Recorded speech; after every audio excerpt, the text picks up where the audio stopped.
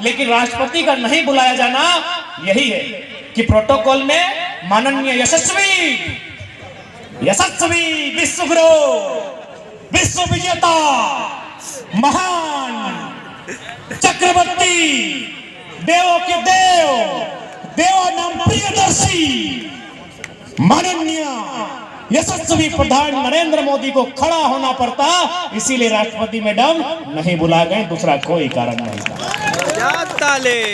गए थे यानी एक प्रोटोकॉल होता है। देखिए आप हमसे आप चूंकि अगर आप बीजेपी के कट्टर समर्थक हैं, आप हमारी बात आपको बुरी लग सकती है, लेकिन घर जब चले जाइएगा दिल से सोचिएगा कि राष्ट्रपति क्यों नहीं गए। एक ही सवाल, क्यों नहीं गए? अगर बीजेपी के कुछ अगर पढ़े लिखे लोग हैं, भले वो डरते हैं, उनसे ईमानदारी से पूछेगा राष्ट्रपति क्यों नहीं गई। एक ही लाइन था कि अगर राष्ट्रपति जाएंगे तो प्रोटोकॉल में प्रधानमंत्री को गुलदस्ता लेके या जो भी है खड़ा होकर उनका वेलकम करना होगा। This is the protocol of India. आप चाहे तो गूगल कीजिए कि भारत का पहला नागरिक कौन, दूसरा कौन, तीसरा कौन, चौथा कौन, पांचवा कौन। अरे 5वें नंबर तक प्रधानमंत्री नहीं आता है देश में। पहला राष्ट्रपति होते हैं, दूसरा शायद उपराष्ट्रपति होते हैं, फिर शायद पूर्व राष्ट्रपति होते हैं, फिर शायद सभी राज्यों के राज्यपाल होते हैं, और जो चीफ जस्टिस ऑफ इंडिया होते हैं, उसके बाद प्रधानमंत्री का नंबर आता है। क्योंकि हमें इस विषय में थोड़ा कम अध्ययन किए हैं, लेकिन हमको मालूम है कि शायद टॉप 5 में भी प्रधानमंत्री नहीं आते हैं। जैसे पंचायत का पहला आदमी कौन है? मुखिया। जिला का पहला कौन है? कलेक्टर। राज्य का कौन है? मुख्यमंत्री, सॉरी राज्यपाल। राज्य का कौन है? राज्यपाल।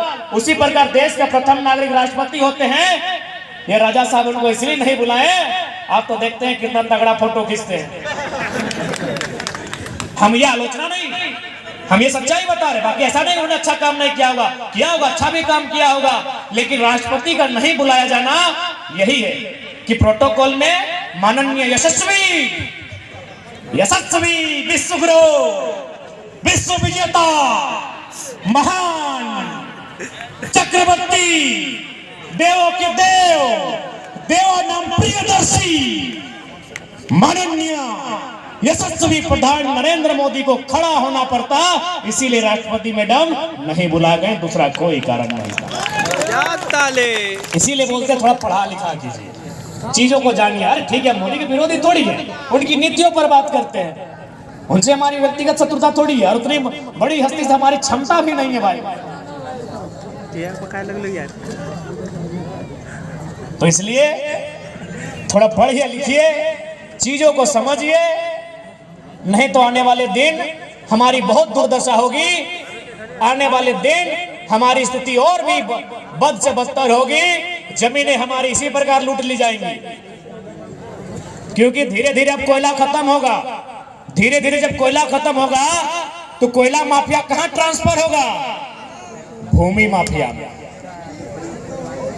हो गया है ना, ले हद हो गया है। कोयला माफिया भूमि माफिया में ट्रांसफर हो चुका है।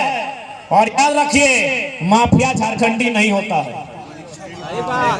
परीक्षा माफिया भी नया है। सुने हमारे देवेंद्र दा को धमकी दिया जाता है, तो एक बात कह देंगे, चाहे देवेंद्र दा है चाहे कोई साथी रहे, अगर किसी परीक्षा माफिया के माध्यम से चोट पहुंचाई गई तो झारखंड के हर एक घर से निर्मल और बिरसा निकलेगा। फिर मत बताना, फिर नदियों का पानी का रंग भी बदलेगा और पारसनाथ के पहाड़ के पत्तों का भी रंग बदलेगा।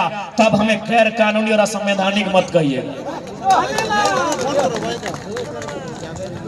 कोई गलत बात नहीं बोल रहे, जो कड़वी बात है वो बता रहे हैं। कोयला माफिया भू माफिया बन चुके हैं, क्योंकि जमीने में टाका हो, कोयला में लो, कोयला सिराए लग लो, अब जमीन में टाका हो। अब तोहनी के कैसे बचाना हो, ना बचाना हो, समझ ले।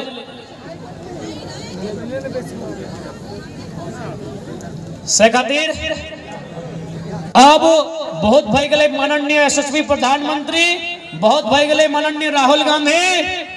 अब झारखंडियत पे ही वोट होना चाहिए। तमिलनाडु में अच्छा एक बात बताओ, पश्चिम बंगाल में बंगाल के आदमी